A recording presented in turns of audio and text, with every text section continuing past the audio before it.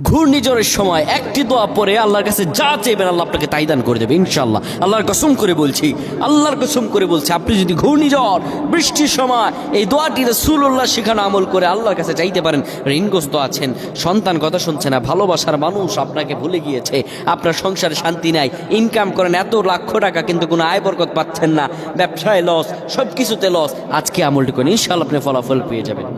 নবীজি আমার বলেন, যখন বৃষ্টি আসবে, তীব্র বৃষ্টির সময়ে তোমরা আল্লাহর ইস্তেগফার করো আর হাত ভিজাও পানিতে। বৃষ্টির পানিতে হাত ভিজিয়ে আপনি পড়বেন আল্লাহুম্মা সাইয়্যিবান নাফিআ, আল্লাহুম্মা সাইয়্যিবান নাফিআ, আল্লাহুম্মা সাইয়্যিবান নাফিআ।